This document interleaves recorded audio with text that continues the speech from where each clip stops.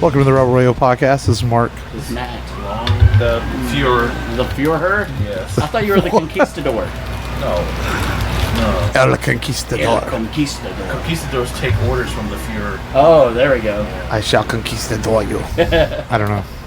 My throat's been a little rough this week. Been a little rough? I hope I can talk. I don't know. Mine too.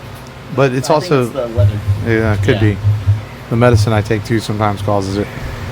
Yeah, because I'm old. Because you're old. Old. Conquistadors are kind of assholes too. You think so? I don't know. Well, you know, enslaving the native population. That's true. Small The Spaniards. Stealing gold. I thought the Spanish labor. conquistadors. Yeah. They're the ones that came over and slaughtered the Mayans, and that's how we got, mestizos, and that's how we got my grandmother. The leader. It's one of those things like, man, they did some horrible things, but it's like, my family wouldn't have been created in Mexico had it not been for them. Horrible people. So how are you fellas? Good. Yeah, good. Dude, we are back. We didn't even tell people. We are at Misfit Toys. Back recording a live show for the third. This is our third live show here, right? Yeah. Third live show. Yeah. Always glad to come back here. Daniel is awesome, allowing us to come and record in this toy store full of vintage and modern stuff. Over on Yale Street in the Heights. I don't know the exact address. I feel bad about that. Yeah. But Yale and 18th Street in the Heights here in Houston, Texas. It's a really great place to buy some cool toys. And Yarp, that's your agreement. But we have to give him our props because we're very gracious that he allows us to come here and record live shows for you. And it's the month of Halloween. We've been doing Halloween horrors this month in October. So we felt that it was appropriate to do one of our horror movies here at this store that is full of. I'm staring at Jason and Pennywise and Predator and Mike Myers figures right across from me. Chucky, Ash, which is in the movie that we're going to talk today. Yeah. Pinhead, lots of horror stuff.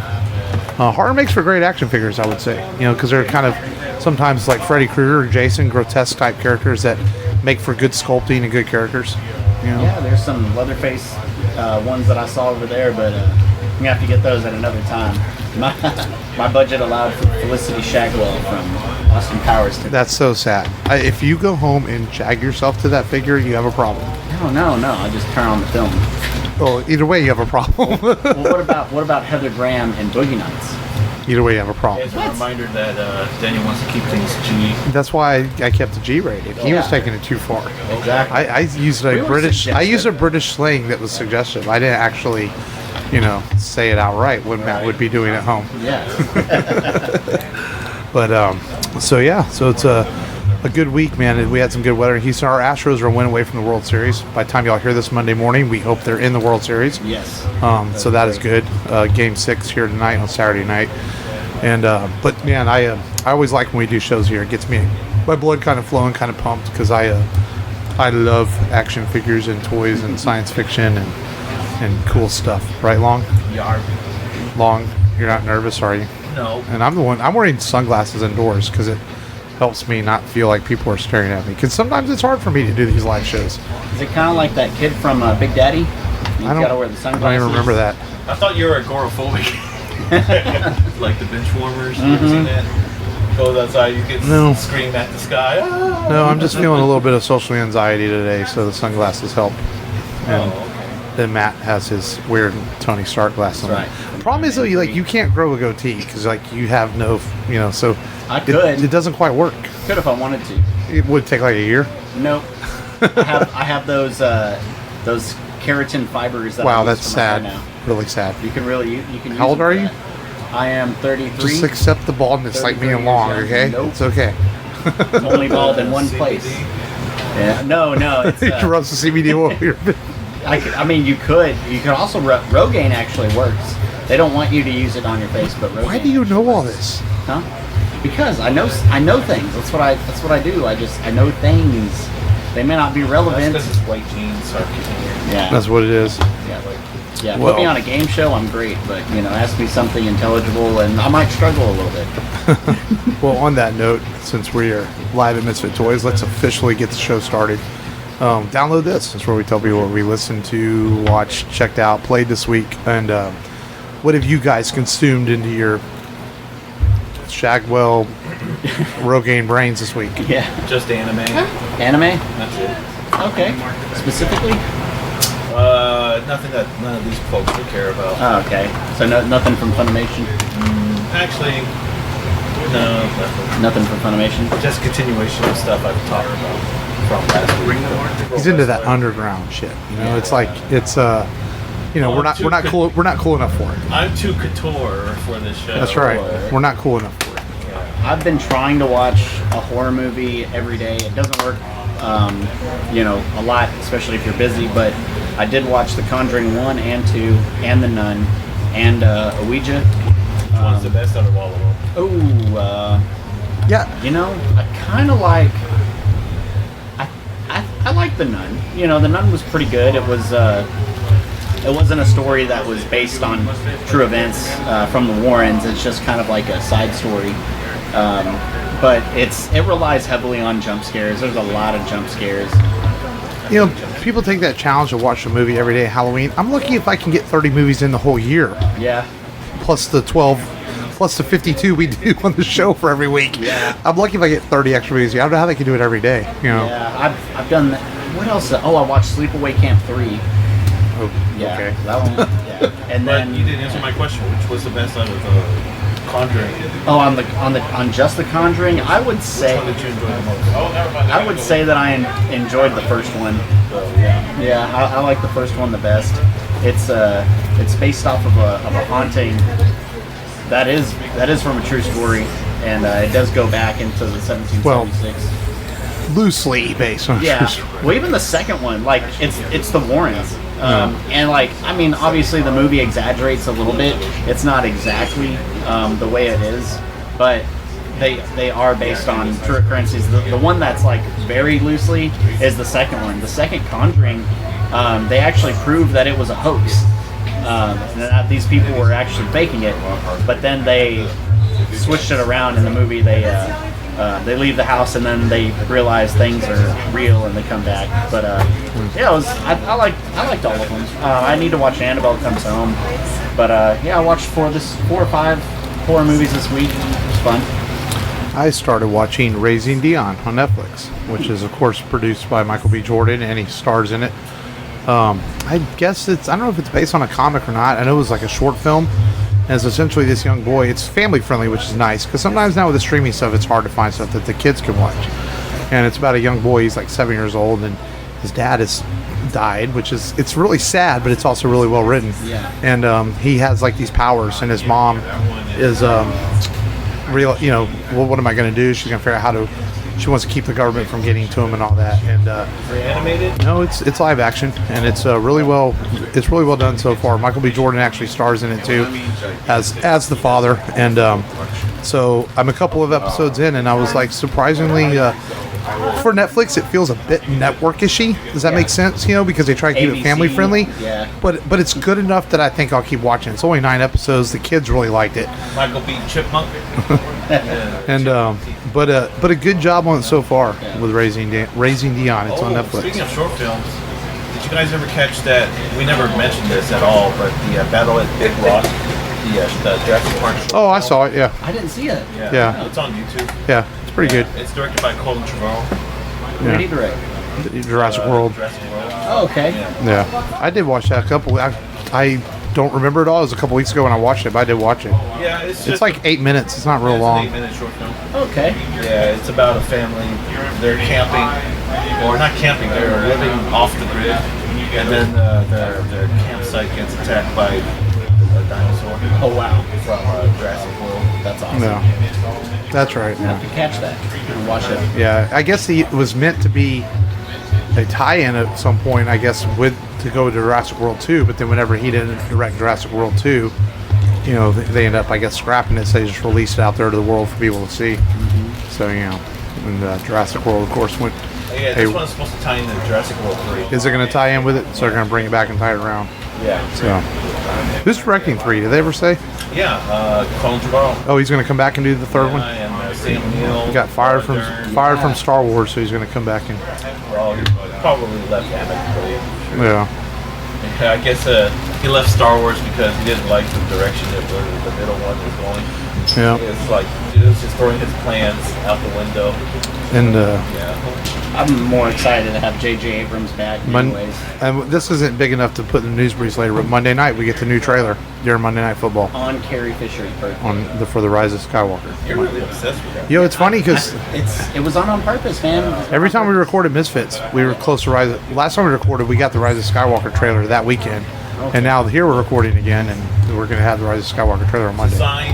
It's a sign. I figured it was going to come soon because Well, it's 2 months before the film. and my son was born on the 9th of October 2 years ago, and 2 years ago we got the 2 years ago we got the Last Jedi trailer that night. So I knew it was going to come back up again somewhere around this time. But Yeah, so we get the trailer. Hopefully it's like you said, I know you mentioned you hope that they follow the Russo brothers on this and that they show us just a little bit. I hope it's not a huge story trailer. I hope they show us just enough to make us excited for December 20th. Yeah. So that's all I want. That's fair. So, but yeah. I'll watch it with you guys. Yeah. Yeah, whoever's available Yeah. first. I want to go. I've never gone to any of these new sequels on Thursday nights, so I'd like to try to do that this time, to do a Thursday night. Doable. Since football season will be over by then, so there won't be practice or anything like that. Tinseltown over at By where we live. Yeah. Yep. You can usually get tickets there pretty easily compared to some theaters. because it's ghetto. Yeah. Nah, Yeah, they it's fixed not it up, yet. though. They fixed it up. Yeah. That's where I went and saw In-Game, and I didn't have to buy tickets online that day. I got tickets very easily for In-Game at that Yeah, theater. I saw in game with Jake So- over there too. Yeah. The Rise of Skywalker. I'm excited. And then only about 3 weeks away from The Mandalorian. November 12th. That's right. Disney Plus. Almost forgot So about that. apparently the screening copies have gone out already for reviews of The Mandalorian for the first couple of episodes. So reviews are going to start hitting the net. So we'll see. Good stuff.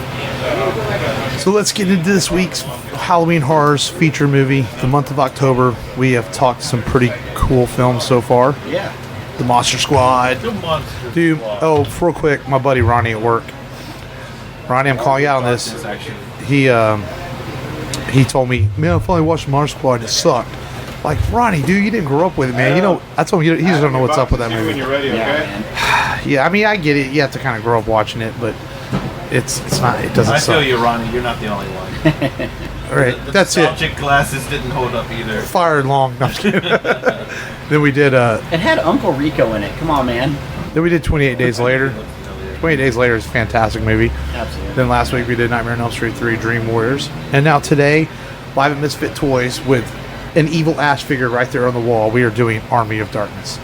Or almost called The Medieval Dead, but the studio didn't like that. Yeah. Then it was going to be called Evil Dead 3, The Medieval Dead. Studio was like, no.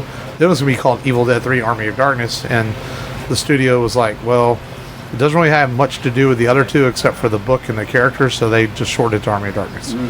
Even though Sam Raimi fought against it, but he did not win. Sam Raimi and his brother. Yes, I mean, Sam Raimi lost a lot of things in this movie. It took a year for it to get released. It was in the can. Bruce Campbell spent a lot of time promoting the movie, and he got sick and tired of promoting the movie and kept going to the studio like, where's this film? Why is it not out yet? And then they just sort of threw it out there, and it made no money. And that's why it's become a cult classic. Yeah, and it's very slapstick compared to Evil Dead 2. Dead Before. I think all three of them are pretty slapstick. No, the first one is not. It's not, but if you watch it with a certain eye, it could be considered slapstick, you know? Which part? Like, the way they're making their eyes big, and they're all acting like crazy, you know? I mean, it was pretty like, I don't know, it was pretty old school horror to me. It is. I mean, it may be a little bit. I think whenever the girl's popping out of the basement, maybe that's some slapstick in So there. we're going to summarize this. Yeah. The summarize Army of Darkness. Long. Army of Darkness.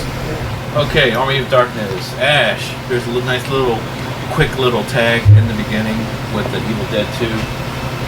Ash gets transported to the medieval world, and what was it? King Arthur finds him. It's not Arthur. It It's was King Arthur. Well, they're his knights, isn't it? Lord Arthur, but the Red. Oh, Henry. They thought he was with Henry the Red, Right. so they Henry the mistake Red. him for one of his men. That's right. Yeah, Which they're at war with. Yeah, and basically Ash is trying to destroy the Necronomicon. Well, they prophesize that he's the one that's supposed to save them, and they throw him in a dungeon. Once they see him kill one of the Deadites, then they're like, okay, we believe you. Yeah, he killed one of the Deadites, which is a big achievement. And, well, I just want to hit the main points. Okay. Ash gets himself cloned by little mini Ashes. Yeah. Which is an awesome scene. That is a funny scene. There was no, like, scan lines or nothing. It was just amazing. Oh, wow. I mean, like, you know how green screen is? Yeah. You know, you don't see the green screen or blue screen outlines. It's done so well.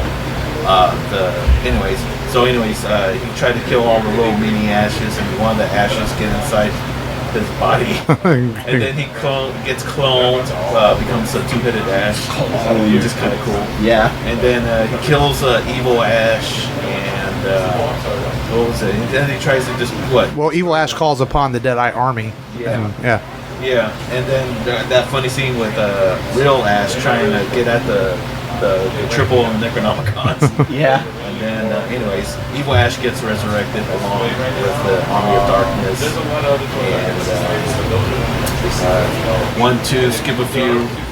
Ash ends up in the modern day and starts killing leftovers. I saw the perspective. I didn't get the time to watch the movie. I'm sorry. It's only an hour and 20 minutes long. I love this movie. There's so much slapstick. The reason the studio didn't like it is because they're like, oh, you know, there's not enough romance, and then the female lead is uninteresting. Which is funny because in the director's cut, they add a lot of stuff with a female into it. Yeah. About 5 minutes. And then, you know, Ash is kind of like everywhere. It's like first he's like, I'm this leader and this warrior, I'm awesome. And then he's like, I want nothing to do with this. Quit putting this responsibility on me. And that's I'm like you. I enjoy the heck out of this movie. Yeah.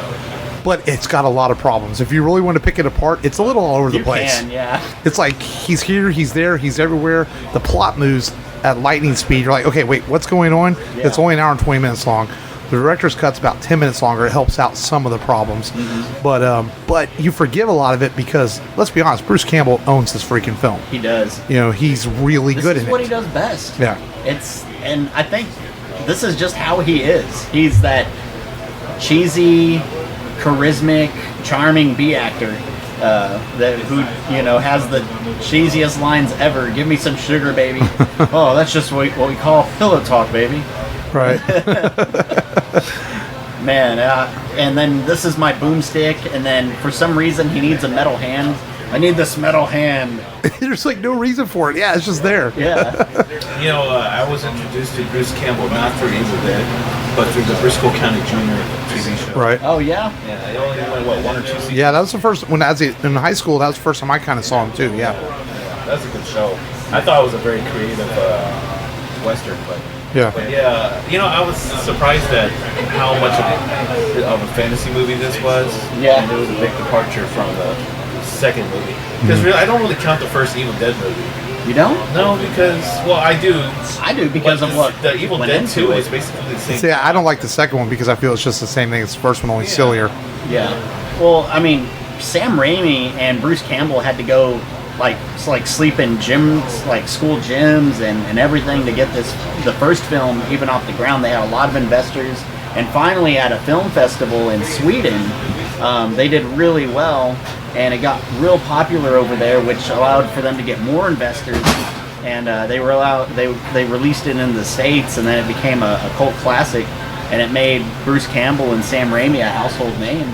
Right. You know, you had Bruce, there was a story about how they needed a place to sleep, and Sam Raimi made Bruce Campbell call up this girl that really liked him, and he didn't really like her because she was obsessed with him, and he had to do some things with her so that they could have a place to sleep at night. It did, but it also backfired on Bruce Campbell because of some of his complaining about the movie not getting released and the year it took. He couldn't really get a job after this very much unless it was for Sam Raimi. Yeah. This was his first and only starring role in a film that made it to theaters, because I know he did Bubba Hotep and things like that. Yeah. But it also cost his career a little bit because he came across as a bit of a prima donna because of this film. Mm-hmm. You know. I remember his TV show, Jack of All Trades. Oh yeah. I like that. You know, he's he's the best of the B actors in my opinion. Just at least one of the best of the B actors. The 90s for sure. You might go back 70s and 80s and find some good ones, but yeah. And man, the slapstick in this film. We talk about the slapstick, and what's funny is that this film was getting an NC-17 rating. Really? Yeah. I didn't find it ultra violent. And then you have other films with like blood and guts everywhere, and they're getting rated R, but they wanted NC-17 for this film. I don't know why. Maybe it's because. I mean, the director's cut does have a nude scene in it and stuff, but they took it out of the main cut. You know. I remember that. That's. Some of the parts are just over the top whenever he's relaxing and talking with some of the other people, and someone gets possessed. Did you watch it on Amazon Prime? I did, or on Stars or whatever. Yeah. And I find it interesting that they don't show the director's cut on streaming now, because most of the time now, the streaming stuff's all the new cuts of the films, but this one was still the original hour and 20-minute cut. I thought part of the director's cut was the ending where he's at S-Mart. Well, that's one of the cuts. There's literally there's 3 different versions of this film. That's right. Yeah. There's the full director's cut, 90 minutes. There's the S-Mart cut that's like a few minutes longer, and then there's the original cut that still has all the S-Mart stuff in it, it's just a little bit shorter. Yeah. Yeah. So there's like literally 3 different versions of this film. Smart. Shot S-Mart. He's a rich man who wakes up far ahead in the future. Like doomsday in the future. No, that was going to be this version. They actually they filmed it. I don't know if that's ever been released though. They filmed a version where he transports back through time at the end, ends up in the future. UK version. Right, apocalyptic version, because the idea was going to be, if they did Evil Dead 4, is going to be in the future. And but audiences didn't like that. They wanted him to get the girl and have a happy ending. So they changed the cut on that. Yeah. Yeah. They said the post-apocalyptic version seemed more appropriate because that's Ash's character. Yeah. He would screw up Right. and end up waking up in the bad future instead of being in the future he belonged to. And the one funny part in this movie was when he's explained to people he's from the future, and like they all buy into it. Most of the time in these movies are like, oh no way, I don't believe it and all this, but like all these people in the King Arthur era buy right into hook, line, and sinker. Okay, sure, you're from the future. How do we get you back? And they believe it. That's what's so crazy about it. It's like they're not even blown away. Like, wow, this guy's from the future, and that's why the plot's kind of just moves so quickly. Because if this had been like a standard drama, they would have spent 20 minutes trying to figure out if he really was from the future. Yeah. What's the most comedic scene in this film for you? I still like the scene with the little clones. Oh yeah? Yeah. Good intuition. Well, in the part where the evil clone is breaking away from his body. Oh yeah. That made me laugh because he's walking around with his fake head, and he's selling it like it's realistic. And that's a pretty funny scene. Yeah, I like the clone scene too with the little mini Ashes. I think it's hilarious. And even the opening sequence, whenever they put him in the pit and all that, and the night creature, and he's just like, "Oh, come on, man!" And they keep coming at him. He delivers his lines quite well. This is definitely more comedic elements than this one versus. The first Evil Dead was just straight up horror. Right. And the second one had elements of humor, and then this one was full blown. And I actually saw this before I saw the original Evil Dead. I actually saw this first, so I went back and saw the original Evil Dead. I'm like, this is like a completely different genre type of film. But Army of Darkness still fits in the horror genre too, because it has a lot of horror elements. It has creatures and deadites and skeletons and lots of blood and gore. So it fits in that vein too, and as a Halloween horror movie. Yeah, I saw it everywhere on the back of comic books back in the day. Oh yeah, this was video games. It was a widely publicized film. Lots of marketing behind it. Lots of playing on HBO and stuff like that back in the day. Lots of video store rentals. It just didn't find an audience in theaters, and part of that was the studio mingling with it and taking a long time to release. And it did okay at the box office, but it just didn't do great. Wasn't there an idea for a game where he fights Michael Myers and Freddy and Jason? Not that I remember. I could have sworn that I read that. But there have been Army of Darkness games, mobile games. Was there ever a console game for this show? Movie? I know there's been mobile games out. Yeah. And things like that. Lots of comic books. Ash has become embedded into our pop culture mostly through this film. I think this is arguably the film that gave him that pop culture presence, because the first two are more just straight up horror films, where this one he had the chainsaw in the hand, you can make a costume out of him, you can make an action figure out of him, you can market him to fight Jason and Freddy in comic books and things like that. And I think that's why this film is the film that put the character of Ash and Bruce Campbell on the map, that made Army of Darkness a pop culture sensation that it is today, you know, almost 30 years after the film came out. That's fair. My first time seeing this film, I think I was like 10, and I didn't think it was. You seem to like watch a lot of horror movies when you were 10. I did. That's like, I mean, I was really young in all this. I mean, I know it was well before high school. Yeah. So I mean, I could have been like 12 or 13 maybe. Right. But I mean, I kind of had I had a freedom that I used to watch horror films and to get well versed in them. You know, I can pretty much watch everything, and this isn't one of those films where you have to have a stomach for horror. No, this isn't. Because it's got fantasy elements to it too. I can't really think of an '80s film that's really brutal, unless, you know, maybe parts of Texas Chainsaw Massacre, but yeah, well, that's '74. But I mean, you know what I mean. There's not a whole lot of brutal '80s horror, because it's a lot of corn syrup. Right. Now it's much I don't know. Then again, in Dream Wars last week, when he's making the one character as marionette with his veins, that was pretty brutal. Yeah, that was pretty brutal. So it depends on your version of brutal, but you know. Yeah, this week was really the first real time I actually saw Army of Darkness, and all I have to say is the movie's very creative. It's not done by committee like movies are done today. You know? Shoot. If you ever see the opening credits to Star Trek Discovery, there's 21 producers on there. Wow, yeah. Yeah, 21 producers credited, but anyways. Wow. On Star Trek Discovery? Yeah, the TV show on CBS Access. And, I love the humor. I love how animated Bruce Campbell is. And I love how it just throws you a lot of curveballs. Yeah. Yeah, it's fun. I don't think I'm watching it. It doesn't care if it's doing something off the wall. Yeah, that's what I like. I'm Army of Darkness. Take me as I am. You know. Yeah. I like the beginning though. Necronomicon, bound in human flesh, inked in human blood. Yeah. The demon resurrection skull. The funny thing too is when he's trying to recite the words, it's like it's loosely taken from the day that Earth stood still, Nikto Barada and. Klaatu, yeah, Barada. but he says Barada instead of Barada because everyone thinks he says Barada, but he doesn't quite say it because of copyright issues. They didn't want to say the exact same words. Yeah. So they change it just enough to keep from getting in trouble. And that's the kind of a thing that people over the years thought he was saying that from the day the Earth stood still. That's probably my favorite sequence. I know your words. And he keeps saying it wrong. Yeah, and then he's like, so, and then funny. And then he gets back. He's, did you say the words? I may not have said every single syllable, but I said them. Yeah. You fool. So you think we'll ever get the fourth one? They keep talking about it. We had the TV show. Not today's corporate climate. Well, and I've heard the TV show's hit or miss. I've never watched it. It only ran 2 seasons. I've heard there's some episodes that are really well done and some that they said, I've heard it goes from really bad and horrible to really good, the TV show. Yeah. You know, I don't know if y'all have watched any of it. If Spielberg and Scorsese are having a hard time getting the movies made. Yeah. And then Sam Raimi, who we haven't seen the movie made from him since Spider-Man. That Crawl came out. Did he do Crawl? Yeah. Did he? Yeah, he did Crawl with the alligator.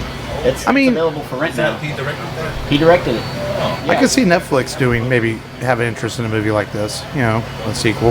Netflix seems to be really into buying nostalgic properties right now. Yeah. You know, we're getting He-Man and Transformers cartoons and things like that. So, you know, maybe Netflix would be interested in doing an Evil Dead 4, you know, eventually.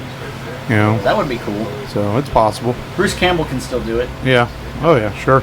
It's definitely a B-plus movie. Yeah, B+. Yeah. I'd say B+. I think it ranges from a B+. There's moments of that I'll jump it up to an A-. Just some really strong comedy moments and stuff. Even though y'all say I don't like comedy, I find parts of this movie funny. The last part is great. I mean, he has a friggin' 410 Rossi lever action shotgun, and it's only meant to hold like 5 rounds, yet he probably shoots like 16 rounds. Well, off. that's classic Hollywood, though. I mean, watch a John Woo film. They never run out of bullets, you know? Yeah, but they have a magazine. This is a tube gun. It's a movie, man. Yeah, you just go with it. I mean, I go with it because it's slapstick, you know, and that's it. You know, it's supposed to be like that. And then he just rips off his shirt, holsters his weapon. Give me some sugar, baby. But a good fun film. Fits appropriate into our Halloween horrors month. And so we've got a sub feature today. Are we going to try to hit that now? We're going to bring Daniel on for the show, and see if he's ready. Because before we do the news, well, our idea here is we're doing our 3 to 5 scariest moments in movies that we enjoy. And that's our sub feature today, and we're going to bring Daniel on from Misfit Toys and let him talk with us, because we're so thankful that he lets us come here and record. And he is with a customer at the moment, but he's on the way. Oh, there he is. End of the hour. There he is. Right. We're going to share our top 5, and since you might be you want to give us your top 5. Hello, everyone. Hello, Houston. Thanks, Daniel, for having us again. Hey, no problem, man. And this is always coming in and recording a treat. This awesome store. A delight. Yeah. So, hey, is this thing on? It's on. I can hear you. It's live. You sound sexy. Excellent. My mom tells me that all the time. But, all right. So we're of course doing Halloween horrors this month. We just talked Army of Darkness, so we wanted to share what our 5 scariest moments in movies or television. I guess there's scary television out there too. Oh yeah, absolutely. You know, so and we know you're a huge horror fan. So I am. We wanted to have you on the show and talk a little bit about it. Absolutely, yeah. For horror, a lot of people don't know, when we opened the shop, just this first room was just my horror movie collection of posters and toys, and people were like amazed, but it didn't take long before they wanted me to start carrying Transformers, Marvel Legends and stuff. But my love and my expertise, and I'm definitely like a horror movie snob, Right. I know my horror movies, and there is a like visceral effect when I watch a horror movie. I feel it. I'm like in it, man. And I'm not prejudiced against any new movies either. I'll take the new like the old. Of course, I'm an 80s guy. I mean, I saw most of the Freddy Krueger movies in the theater. Awesome. I was born in 75, so my parents would like drop me off at the mall and be like, see you later. And you can watch a movie for $3 back in the day, and for sure. They were weird back then, those theaters. You would like exit the theater and you'd have to go back in, so I'd pay $3 more. I'd watch the movie sometimes twice, right. That kind of thing. But I like the only decor that I have in my house are like horror movie posters, horror movie toys, a little bit of this and that. A lot of people give us gifts that aren't horror stuff, but they stay up for about a year. then they get rid of them. But I love my horror. I love it. It's like comedies are great, dramas are amazing. I love foreign films, but when it's like last night I was watching Demons, Dario Argento. This is like Italian horror, and it is like just gruesome. No point to the movie. People are sitting in the movie theater. The movie they're watching comes to life. The demons come through the movie. They're eating people. They're scratching people. It's gross, and it's like, this is horror. Those Italian films, man. Delicatessen, City of Children. Oh, forget about it. Yeah. Dude, they use that visual director for Seven. That's why Seven looks so good too. Yes, yeah. Seven's one of my all-time favorite movies. Slow burn, but you need it to be like that because you already know something big is coming. What do you think of the Suspiria remake? I liked it. You know what? I am not one of those people that tell you don't go watch a remake because, Jesus Christ, Pet Sematary was amazing. Yeah. What was that about? It was like, okay, new twist, amazing twist, better, way, way better cinematography, the sound, the new elements with the children, with the drumming. I loved every minute of it. I bought it right away, Hereditary, the new movies that are coming out that are, in the same ballpark of like Silence of the Lambs, stuff like that, where it's horror, but it's like sophisticated horror, where like you have to kind of be like, into horror to understand where you're going. No you know, jump scares, right? did anybody see Summer? What is it? Midsummer? Midsummer? No, Yeah. I've heard a lot about it, but I haven't You seen should, it. yeah, it's wow. It's messed up. So 2003, we got our first remake. It was Texas Chainsaw Massacre. Oh, yeah. And then we got Black Christmas, and then we got a remake on Friday the 13th, remake on Halloween, and I feel like it's gotten a groove, and we've gotten a resurgence of horror films, and maybe they rely a little bit more on jump scare than thrilling and chilling, long drawn out scenes. But I'm just like you. I'm all for the new horror. Oh yeah, absolutely. The one that knocked it out of the park before any of the remakes really took foot was Dawn of the Dead. Oh, Dawn of the Dead. And this was a movie that was released 6 weeks after the Passion of the Christ, and for 1 week in like 6 months, that movie knocked out that movie for 1 week out of the #1 spot, and then it became #1 again, which just shows you it took like epic horror. That movie's great because those are track star zombies, man. I'm not as big of a horror movie fan as he is, but I actually really like Dawn of the Dead. I actually somehow ended up seeing that in theaters with a buddy of mine because he wanted to go, and I was kind of like, I really want to go see a zombie film, and I walked out of that going like, that was really good. It was a good movie. It was phenomenal. Zack Snyder. Yeah. Right after that, he just like rock star, But yeah, it was definitely love the horror. So let's any honorable mentions before we hit our top 5? Any honorable mentions? Like ones that you almost got in the top 5, but you're like, man, it's not quite there, but you're like, it's worth a mention. There's too much like what we were talking about. There's too much stuff that people are going to be like, oh, The Shining, yeah, The Elevator, that's great. But there's some I pick things that are just a little more on the down low. So those will be fun to talk about because everybody knows the regular stuff. Right. Yeah, I have one honorable mention, and it has to be the beginning act of the original Blair Witch Project, where the chick was talking about the backstory of the sacrifices of the people, and they're saying, "Oh yeah, they said that they laid these bodies on this rock in this certain formation," and it was a chilling story. That's my honorable mention. So very nice. Top 5. Where the dialogue is just as scary, and you imagine it, like, oh wow, So it's pretty cool. So what's your top 5, Daniel? All right, I'm gonna run these by quick so you guys we can hear yours. I'm gonna hit y'all with some new stuff first. Hereditary. Toni Collette should have won the Oscar for this because she played somebody who was probably symptomatic of schizophrenia and all this other stuff, but it turns out that don't want to give too many spoilers, but her family was crazy. They were doing crazy stuff. The scene is she's running after her son in the dark and somehow manages to climb the walls and is banging her head ferociously on the attic door, and it is loud and she's screaming and it is terrifying. And that kid is like, that's my mom. She's like floating and like banging her head like on the attic. What is up? I saw this movie and I straight up screamed when I saw that in the theater. I mean, it was like a high pitched scream. It was epic.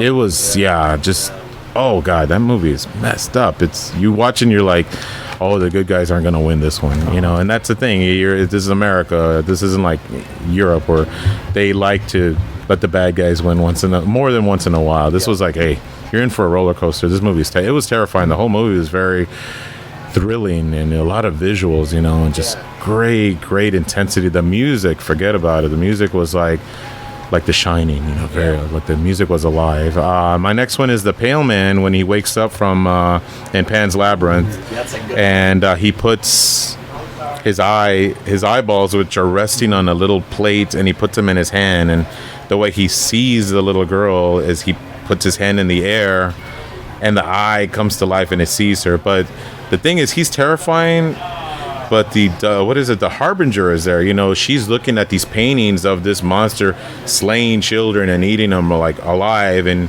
she still can't put it together because she's a little kid. But when that thing starts twitching and he's like, all this noise, you're like, oh god, it's alive. That is probably my favorite Del Toro film. I absolutely love that movie. And that it's in Spanish too makes it just the flavor, the language, the dialogue just beautiful. I took my we did that on an episode, that movie, and I took my mom to see it, and my mom normally doesn't like that kind of stuff, but she loved the film, so that tells you the movie did something right. If my mom loved it, and she's 66 now, you know, and so that the movie did something right if you got my mother to like that film. Crazy is Del Toro, Guillermo del Toro was supposed to direct 7, but he thought that it was too gory for him, and then he comes out with Pan's Labyrinth. So it went to Fincher. So Fincher directed 7. Yeah. There's that part where he's like that's the one. You're like stop, too real. Demons 1, Dario Argento. There was a guy in this movie. He's a African American gentleman, but he's Italian, and they dubbed him with like the most New York street accent. You know, he's like, "Everybody, please pay attention. The demons are coming." And I'm like, you've got to be kidding me. But, you know, it's the 70s. It's awful. You hear the original one, he just sounds Italian, you know. Well, there's a part in the movie where he's fighting off these demons, and these gory demons, and they transfer the infection through their fingernails and bites. Well, he's trying to jump over a car, and one of them just takes that claw and grabs his junk, and he is just mashing it with those claws. Blood is popping out of his sweatpants, and the guy lets out a scream that's just like jarring. He's like that. It's just like, it doesn't sound like a normal scream. It's just like he's throwing up almost. And I watch it. I'm like, Jesus Christ, just slash my throat or something, man. Why you got to do that? Yeah. One that's kind of a classy horror movie is The Others. With Nicole Kidman. Her and her children find some tombstones, and the family that's been taking care of the house, they know their names. They're like the Whitakers or something like that, and their names are on the 3 tombstones. And when they turn around, they're walking towards them, and it's really, you know, the violins come, and they're all in these black clothes, but they're not doing anything. They're just walking very Pepe Le Pew like, you know, just walking slowly, but they are catching up to them, and it's like, oh my God, they're ghosts. But then, of course, there's a monster twist at the end. But I sat there in the theater, and when that part happened, like every woman in that theater screamed, and it was just so simple. There was nothing gory. We saw that together.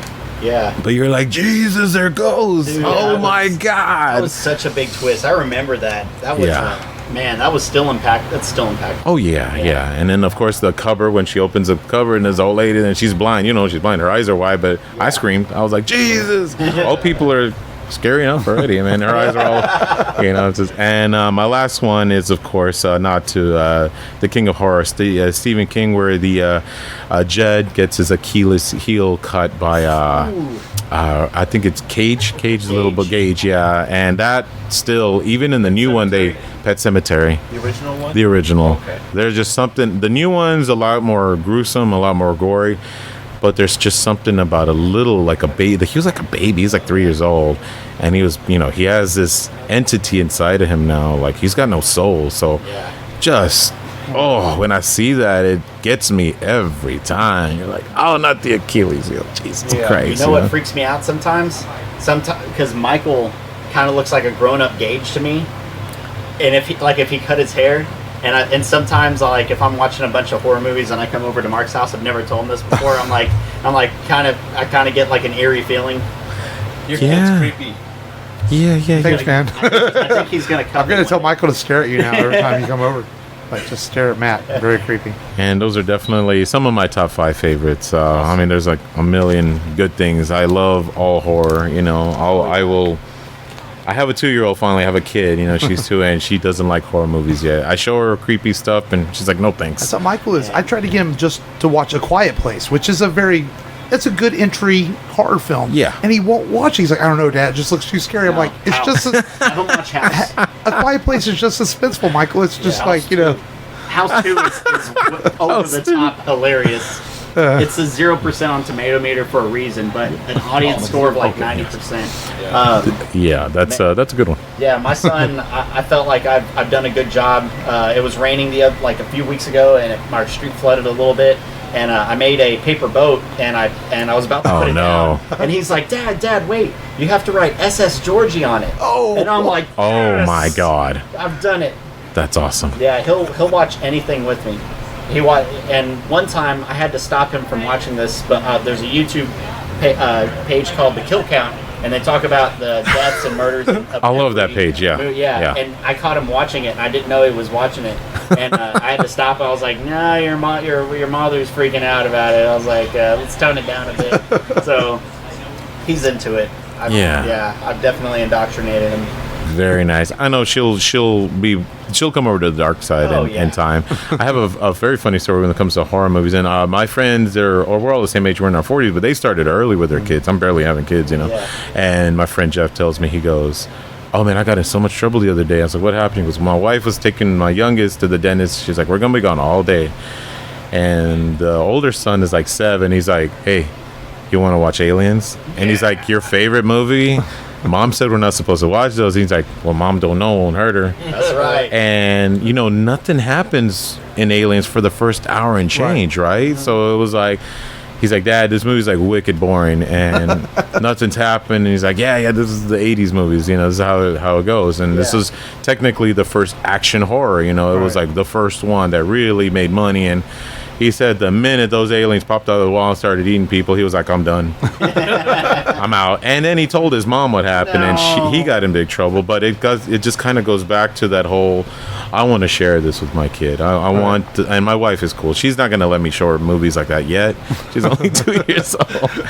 We watched Nightmare Before Christmas, and she loves it. But, I mean, there is such a real connection between people. It's almost like you've been indoctrinated into this like subculture by blood, man. It's like, if you can watch these movies and handle it and talk about it, other than they're like, "I liked it." No, what did you like about it? Right. What did do you wear horror movie shirts every day, that kind of stuff. Oh, yeah. And I've friends 25, 30 years we've been friends and watching horror movies together, Yeah. I think tomorrow, 2 days, we're gonna go watch Zombieland too, because I gotta see it. Yeah. I must see this movie. I'm going Monday night too. Forget about it. Yeah. We're going. So. Best date movies too. Yes, they are. Oh, I must agree. Yes. Yeah, hey, she cuddles up next to you because she doesn't like guys with chainsaws ripping through people, so she gotta hold you a little closer. Yeah, hold on to me. I'm scared. Hey, I don't know if I told you this, but I actually proposed to my wife during Hellraiser. During Hellraiser? She had never seen a horror movie, and I put on Hellraiser and I proposed to her. What part? Whenever she is opening the box in the hospital. What's wrong with this? Yeah. And the Cenobites come in. They come through the wall, and they're like, he's like, "No, sights to show you." That's right. Doug Bradley. Oh yeah. Gary Oldman had a hard-on for being a horror icon after that because he was jealous of Doug Bradley. So that's what inspired him to do Bram Stoker's Dracula a few years later. Yeah, masterpiece, man. Just a masterpiece. Keanu Reeves, Winona Ryder. Yeah. Gary Oldman, the master, man. It's like, what is freaky in that movie too. Oh yeah. When he's crawling around on the ceiling, or just the makeup when he's young, or when he's old, and when he's that werewolf and he's beating that girl up, man. He's beating her up, and it's like, oh yeah, you're having sex with a werewolf. This is not gonna end well for you. Yeah, I know. they're gonna be at the parties. I think that's the girl that had sex with the werewolf. Don't talk to her. Yeah. So. Yeah, thanks, Daniel, for sharing us your top 5. Yeah. Anytime. Thanks for letting us be at your store again and harassing customers. Oh, yes, absolutely. Yeah. They're like, "Can I reach behind you there, buddy, and get that Spawn figure?" Sure. Yeah, sure. You do a better price. All right, Give you cool. a better price. Well, no, this is great. I love this, and I think you guys are awesome. The show is awesome, and hopefully, we'll just keep trucking and do some more. And I love this time of the year. It's like Christmas for me, for sure, Yeah. This is a good time of the year. Peace out. Finally get some good weather. Thank you, Daniel. So do y'all have top 5s? I do. Yeah. I can For some reason, I have top 4. I don't know why. I thought I could count to 5. Yeah. Apparently, I can't. I looked at my list and it's only 4. Okay. But what's up, Pedro? Hey, man. Hey. So I'll start off the list. I did already the honorable mention.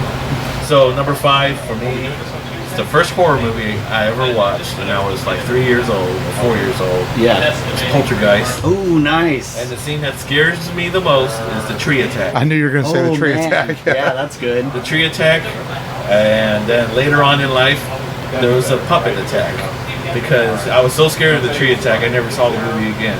But when I rewatched it again at 2 years later, at 7 years old, I didn't realize there was a puppet attack too. So I got scared twice by that movie. Nice. And then the third scariest part of the movie, it was not a jump scare or anything, but it was the moment where one of the ghost investigators went to the kitchen and started eating out with the family. Oh, yeah. And then he saw one of the steaks had maggots and stuff. And for some reason, that scene scared me as a kid. I don't know why. It seemed very claustrophobic. Yeah. That's my number 5. Number 5 for me is 2003's Texas Chainsaw Massacre. Whenever the old man's beating on the floor, and he's like, "You don't know what you've started," and he knocks 3 times, and then Leatherface just pops out of the door and starts chasing both of them away. And I was in theaters when I saw it, so I think that's why it had such a bigger effect on me. It was a jump scare. It was a jump scare. But I thought it was a really good throwback to 1974's Chainsaw Massacre, and that was probably one of my favorite scary moments, top 5 that I had. Well, since I can't count and I only did 4, we'll do number 4. I went kind of non-traditional with these, unlike you guys, because I have a number 4. I remember seeing it in theaters, and it's not the whole movie, is the news broadcast during Signs. When they're watching it and the alien goes across the screen, I remember that's probably the only time I screamed in the theater. I was like, oh shit! You know? And that's still scary, that scene. With Joaquin Phoenix? Yes. Yeah. That movie, I still have a hard time watching that film. It's really freaky to me, that movie. Because I've always kind of had a thing about, like, are aliens real and stuff? So I guess that movie's like the closest thing that what it might be like if there were aliens, you know? Because I feel that movie is very much grounded in some reality of what it might be like if we were to have an alien invasion, you know, especially if you're living out in the farm like that. That's true. So that's my number 4. My number 4 is from Jaws. The scene that scared me the most was when Hooper was investigating Ben Gardner's boat. It was a wreck. And there was a jump scare of Ben Gardner's head popped out from the underwater hole in the boat. Yeah. Yeah, that's cool. Somehow they wasn't expecting that jump scare. So that was my number 4. I'll go number 4 for me is Black Christmas, 1974. Whenever the killer he puts this plastic bag over this girl's head and just like pulls her back against the chair and suffocates her, and it's just it's a very brutal scene, and it happens really fast, and she's struggling really hard in the film, and it made me afraid of like plastic bag. It made me look at plastic bags differently, just kind of cautiously. I always think about that scene now, so it's impacted me through the rest of my life. So that's why I have that one at number 4. So we all did 4, right? Yeah. At 3, I have the actually, we brought it up earlier in the show, the ending of 7. Oh, actually, nice. That movie still horrifies me to this day. You know, being a family man and stuff like that, it's kind of really pretty horrifying movie. Yeah, if you have a stalker or something. Yeah. And I still think it's Fincher's best work, arguably. You know, even though he won a. Has he won an Oscar yet? Gone Girl? No, I don't think he won an Oscar for that though. He just got nominated. I want to say 7 won something. Yeah. Well, I meant like a big Oscar. I meant like I don't think any of his films have won Best Picture yet. No, but he. I mean, there was a lot of elements in that film that were really good. The storyboard was great. Fincher was excellent. The cinematography was from the French cinematographer that did Delicatessen and City of Lost Children, and then everything went right. You had people that dropped out and people that came in, like, you know, Al Pacino was going to be Somerset, and instead, you know, we get Morgan Freeman. And I feel like he was a better cast, and you know, and the other ones. So go back, if you don't know what happened with that film, go back and listen to our 7 episode, because there's a lot of stuff that went into that film that probably shouldn't have happened, but it happened anyways, and it was great. So we're at number 3. Now, did you pick your number 4? I did 4. Yeah, that's why we're on 3 now. got lost long. Pay attention. Yours is 7 also? No. He just kept babbling. That's all. Yeah, I just elaborated. So what was your number 4? My number 4 was Black Christmas. Oh, right. Yeah. I'm sorry. It's okay. Yeah, okay. Number 3, long. Number 3. What's your number 3? The Indian 7. Yeah. What? You're already at 3? Yeah. Okay. All right. My number 3 is from Indiana Jones and the Temple of Doom. Ooh. And And I thought I went non-traditional. yeah. Well, I said any scary movie. Yeah. It didn't have to. I mean, any movie. Not, Right. Doesn't have to be scary. Yeah. It doesn't have to be horror. But yeah, that scene was pretty horrific. When they were doing the Kali Ma ritual in Temple of Doom, and that poor anemic looking teenage boy or kid got his heart pulled out by what was the priest's name? I forget. I just remember the words Kalima. Yeah. Kali Ma, Kali Ma. Yeah, that was a scary scene, and that heart beating as fast. Yes. The faster the cage went down towards the lava, and yeah, it was pretty scary, pretty dark. Yeah. And yeah, that's my number 3. I saw that when I was 8. So it's pretty traumatizing. My number 3 is Phantasm. Whenever the teenage boy is thinking that he's getting with a woman in the graveyard, but it's really the old caretaker, the old man, is just trying to get his body, and his little brother interrupts him, and it's like Austin Powers says, "That's not a woman, that's a man, baby." It's pretty freaky. That's cool. You don't know if You and your random references. You just throw me off. I'm like, what? That's the one with the orb. You know, the orb. Yeah, that the goes orb in flies around the old man. Phantasm 3, that's what the one you're talking about, probably, with the black girl with the nunchucks. No, you don't remember that one? Phantasm 3? I've only seen Phantasm 1 and 2. Okay. Yeah, Phantasm But 3 they're is in the bits girl and with the pieces. They nunchucks. did like 4 of them, didn't they? 4 or 5 of them. Yeah. For some reason, J.J. Abrams loves those. Yeah. They're interesting. Different kind of horror. It almost has some sci-fi elements to them. Yeah. Captain Phasma was named after the Phantasm movies. Yeah? Yeah, because he took out the letters, and then because he loved the Phantasm series. Oh, okay. Yeah, Phasma was a derivative from the Phantasm. That's awesome. movie I didn't know titles. that. Yeah. Thank you, Juan. Number 2. Number 2, Number dos. the original Alien, the chest bursting scene. Ooh, nice. I don't think I need to say much more than that because it's still horrifying 40 years later. Yep. It's scary as hell. Because especially the actors and their reactions and everything, they do such a good job of like looking horrified themselves. So and we did that movie earlier this year during our sci-fi month. Yeah. The original Alien. Yeah, that's a great one. My number 2, it's The Grudge, the American nice. remake, and it's just one scene where the security footage video, they're watching one character was watching the security footage of the hallway, and you see the Grudge girl hear Oh, with that creepy that sound. creepy sound she makes, and then you see her in the footage down the hallway, and she's slowly creeping slower, quicker, closer to the camera, and then all of a sudden the picture goes black, and you see her eyes turning bad. That was like, no, I'm done. That's scary. I saw that in theaters. That was quite a creepy movie in theaters. Mine's Child's Play. Whenever she's trying to get the doll to talk, and she lights the fireplace, and she's like, "Talk, you little bastard! I'll throw you in the fire!" And he's like, and he turns around and he says some words that I can't say here because there's children present. But it's like it made me look at dolls differently. The rest, like, and there was a doll that wouldn't like we took the batteries out of a doll that my sister had, and its head was still moving and stuff. It was one of those like Chuck you fancy right over dolls. Yeah.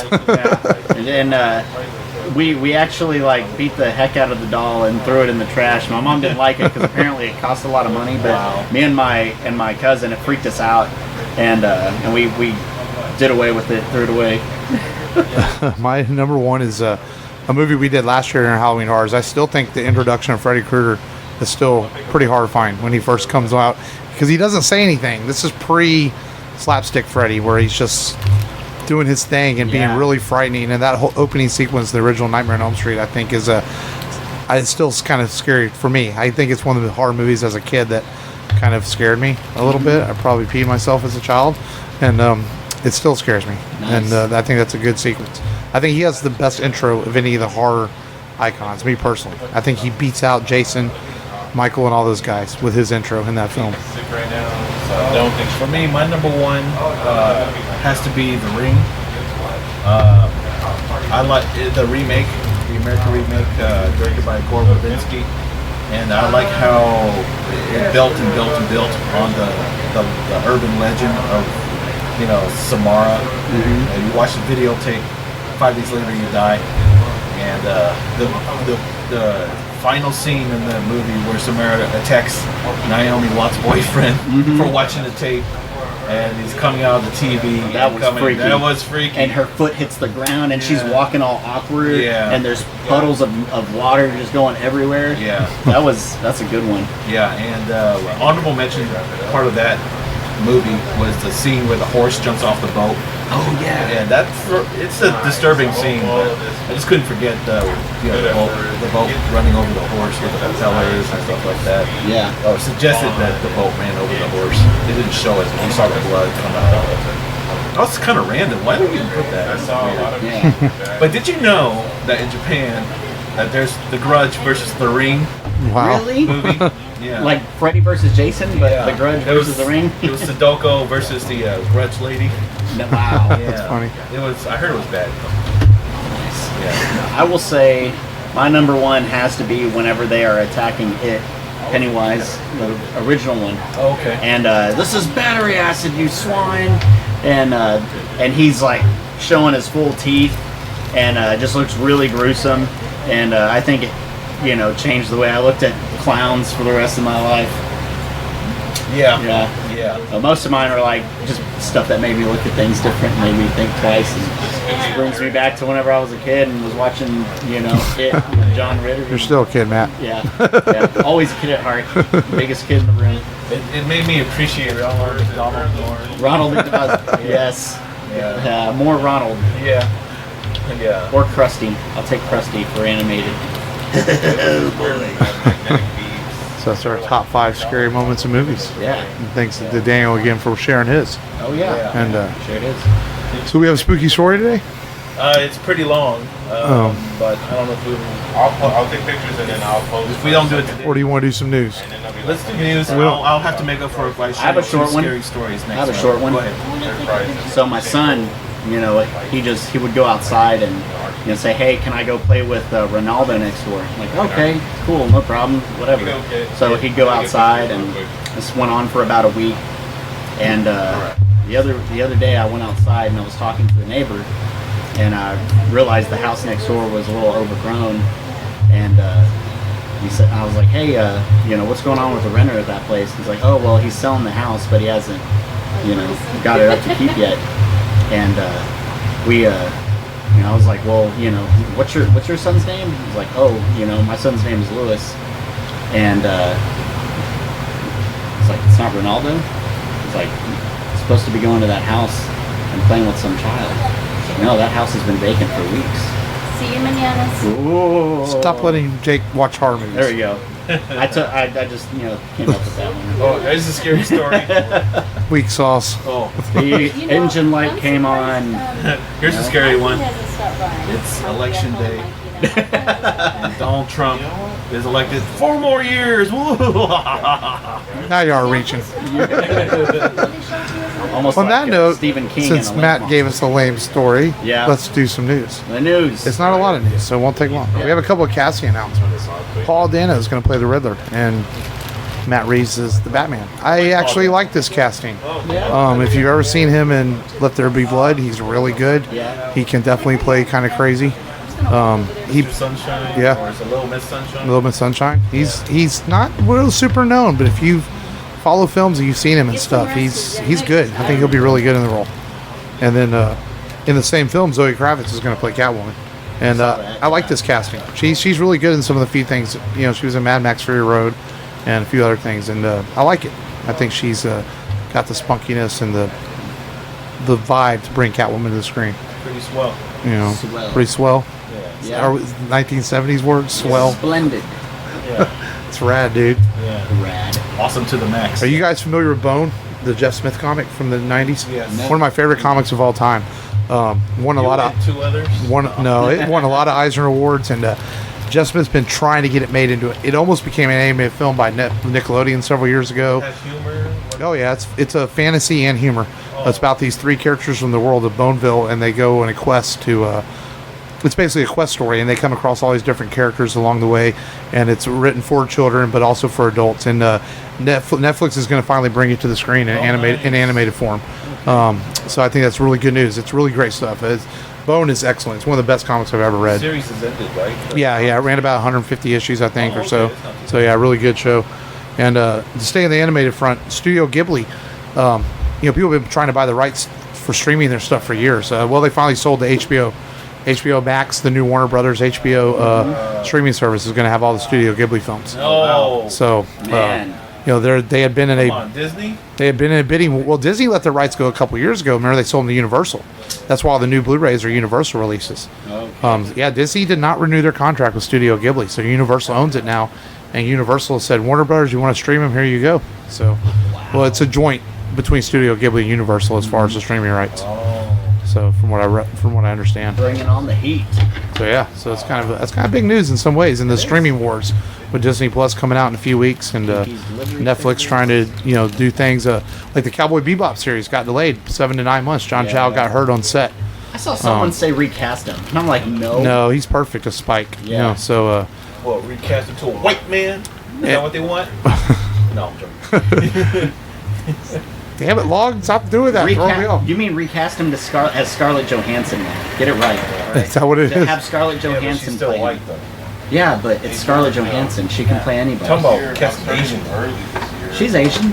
She's not. Yeah. So ish. Just because she was the Ghost in the Shell, Yeah, I saw her as an Asian, lieutenant in Ghost in the Shell. which is funny because in that film, even the writer of Ghost in the Shell said he had no problem with Scarlett Johansson. Yeah. He said he didn't write the character necessarily as an Why don't Asian we cast George Hamilton Asian Zorro? character.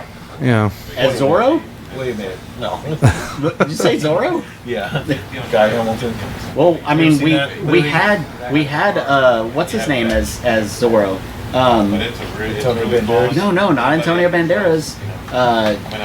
Why can't I think of his name? Because no one cares. No, he was in Never mind. Hearts in Atlantis. I don't even know what you're talking about. Let's Anthony preview. Hopkins. Yeah, Well, he played old Zorro. yeah, he played old Zorro. It was a white man. Zorro was originally white. That's okay. And then- Sean Connery was Scottish and played Yeah.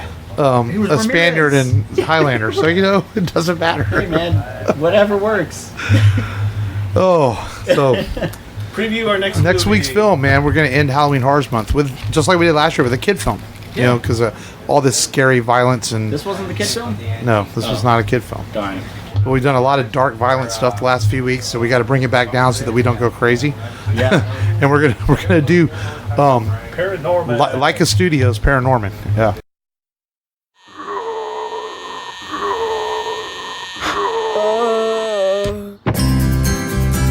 Meet Norman Babcock. His family is a little annoying. Norman! Can't you be like other kids your age and... I thought you said kids my age were too busy shoplifting and joyriding. His friend is slightly peculiar. You get the door? I'm busy. Are you freeze framing Mom's aerobics DVD again? No. And he has a gift Good morning. that is rather strange.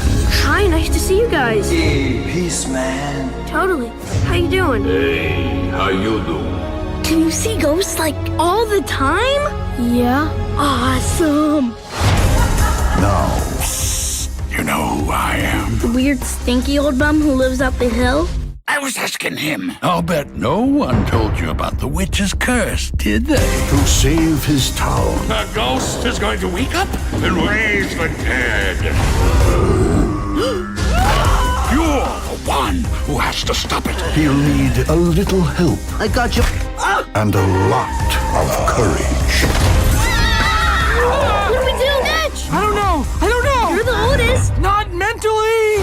This summer, Norman. Norman. It's so Norman. when the zombies come knocking, Is everyone alright? Nobody got bitten? I bit a tongue. Did that count? Only true heroes I figured it out! I know a way to stop this! Oh, yeah! can answer the call. What's really scary? There's nothing wrong with being scared, Norman. So long as you don't let it change who you are.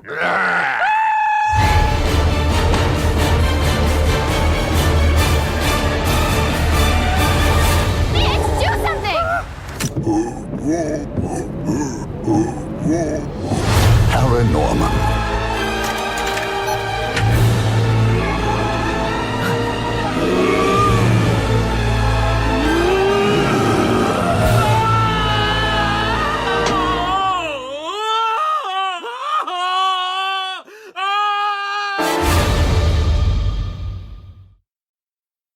Which is a really fun movie. Leica Studios has done some really good stuff. Akubo and the 3 Strings is absolutely amazing film. And this is too. This is really good. And I heard that they were almost went under, but I guess they got some financing and they're going to make one more film. I don't know what it is. So it looks like Leica Studios is going to continue. But Paranorman, which is a really good kid horror film. Yeah. Is this the one where he brings back people's pets? It's been a while since I've watched it. I want to say that is. I have it on We will at find home. out. Yes. So that'll be next week on the show, Paranorman. I have it on my Voodoo account. Kid-friendly show. But, this has been fun. This has been Thanks fun. as always to Misfit Toys and Daniel for letting us come and record here. And we do appreciate it. And go to the rebelradiopodcast.com and look for us on Facebook and Twitter. And the show always comes out on Monday morning around 7 a.m. I usually release shows Central Time for those people who live in other states. Central Time, 7 a.m. So Monday mornings usually when the show comes out. But and we it was fun.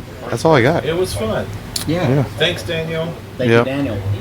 And until next time, it's been really real.